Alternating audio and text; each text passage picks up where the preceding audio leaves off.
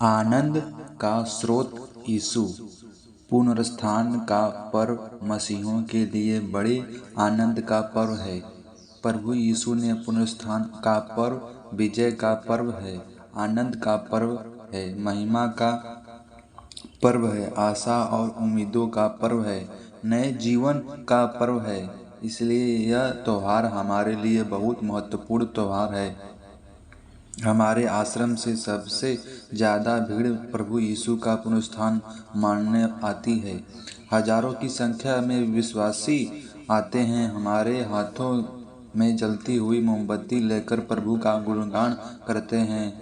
वहाँ नज़ारा कितना सुंदर नज़ारा है। वास्तव में हम प्रभु की कृपा हैं। संत पौलुस कहते हैं, यदि यीशु मसीह मृतकों में से नहीं जी उठते तो हमारा विश्वास व्यर्थ है। पहला कुरिन्थियों 15:17। प्रभु का पुनरुत्थान हमारे विश्वास की नींव है। हम एक जीवित ईश्वर पर विश्वास करते हैं, इसलिए पुनरुत्थान पर्व हमारे लिए बहुत महत्वपूर्ण है। 2000 वर्ष पहले प्रभु यीशु इस संसार में आए, देहधारी बनकर। उनका जन्म बेथलेहम में हुआ, कुछ समय मिस्र में रहे, उसके बाद गलीलियों के नज़ारे में उनका पालन पोषण हुआ। जब वे सुसमाचार की घोषणा शुरू किए तब वे फनाउस में चले गए। उनकी मृत्यु कलवारी पहाड़ पर हुई। जब तक प्रभु यीशु शरीर में थे, समय और स्थान की सीमा में थे, लेकिन पुनरुत्थान के बाद वे सर्वव्यापी बन गए। वे सर्वत्र हैं, इसलिए वह अपने शिष्यों को अलग अलग स्थानों में दर्शन दिए। बाइबल में प्रभु बार बार कहते हैं, मैं तुम्हारे साथ हूँ। पुनर्जीवित यीशु सदा हमारे साथ है।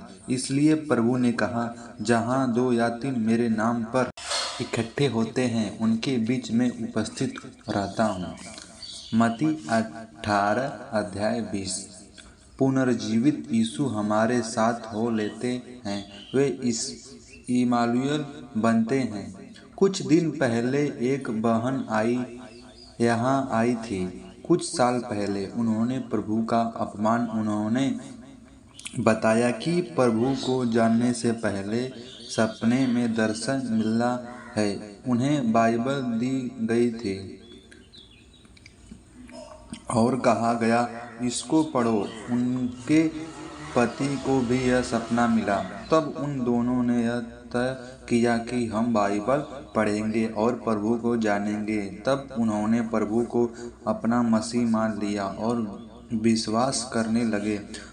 आज मैं हजारों लोगों के जीवन में पुनर्जीवित यीशु का चमत्कार देखता हूँ।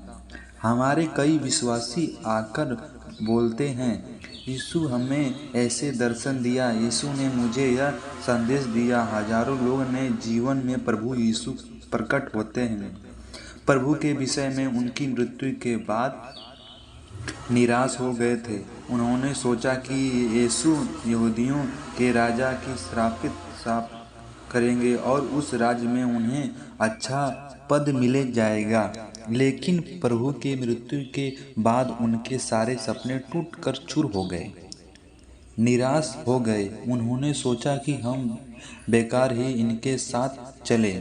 सुसमाचार में हम पढ़ते हैं, इनके विश्व कमरे में बढ़ पड़े थे। पुनर्जीवित यीशु कमरे में प्रवेश करते हैं। इस तरह प्रभु यीशु उनके जीवन में प्रवेश करके उनको आशा से भर दिया, आनंद से भर दिया और वे सर्वत्र इसका प्रचार करने लगे। यूहन्ना 7। पौलुस कहते हैं, मैं यीशु के पुनरुत्थान के सामर्थ्य का अनुभव करना चाहता हूँ। फिलिपियों 3:10। पौलुस प्रभु के शिष्यों पर अत्याचार करता था। Hallelujah, hallelujah. धन्यवाद प्रभु यीशु मसीह के नाम में धन्यवाद करता हूँ। जो भाई बहन इस वचन को सुन रहे हैं, उस घर में सबको शांति मिले। पिता परमेश्वर हर एक जन को आशीष मिले।